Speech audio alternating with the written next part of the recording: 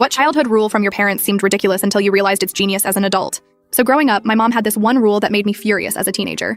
We were never ever allowed to close our bedroom doors. Like, ever. Not when hanging with friends, not when doing homework, not even when changing. We had to use the bathroom for that. The door had to stay open at least 6 inches at all times. I thought it was the most controlling, invasive, trust issue BS ever invented. My friends all got to close their doors. Every time I complained, she'd just say, my house, my rules, and someday you'll understand.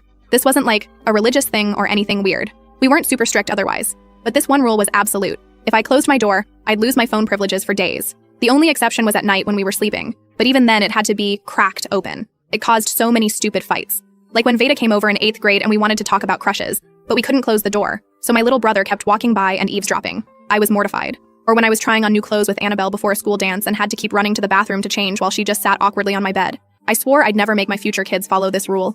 It was the first thing I changed when I got my own apartment at 19. I remember dramatically closing and locking my bedroom door that first night just because I could. Fast forward to now. I'm 28 and recently moved into a new apartment building. It's nice enough, decent security, mostly young professionals. I've been here about 2 months. Last night around 1 a.m., I was half asleep when I heard something that didn't sound right. Hard to explain, but it was like a soft scraping noise. At first, I thought I was dreaming it, but then I realized it was coming from my front door. I froze completely, straining to listen. The scraping continued, then stopped. Then there was a very faint metallic clicking sound. Someone was trying to get into my apartment. My phone was charging in the living room. My bedroom door was closed. I realized I had absolutely no idea how much time I had before whoever was out there might get in. Were they picking the lock? Did they somehow have a key? Was it maintenance being sketchy? No way to know. I slid out of bed as quietly as possible, heart literally trying to escape through my throat. As I approached my bedroom door, I suddenly had the most vivid flashback to my mom saying, "Doors stay open because you need to know what's happening in your house." I stood there, hand on the doorknob, terrified of what I might see if I opened it. But I needed to know what was happening. I needed to get to my phone. Very slowly, I turned the knob, thanking every deity that I'd recently oiled the hinges. I opened it just enough, about 6 inches, exactly like my mom's rule, and peered through. That's when I saw a shadow moving across my living room wall. Someone was already inside my apartment. If my door had been open even a crack like my mom always insisted, I would have heard them come in immediately. I would have had time to call 911. Instead, I was trapped.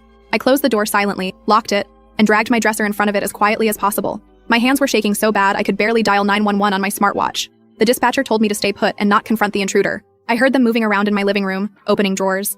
At one point, they tried my bedroom door handle, but the dresser held. After what felt like years, I heard sirens and footsteps running, then the police knocking. The intruder was gone, but they found evidence he'd slipped the latch with a credit card. I called my mom this morning, still shaking. Before I could even tell her what happened, I blurted out, "I finally understand the open door rule." She got quiet and then told me the real reason behind it. When she was in college, her roommate was attacked in their apartment.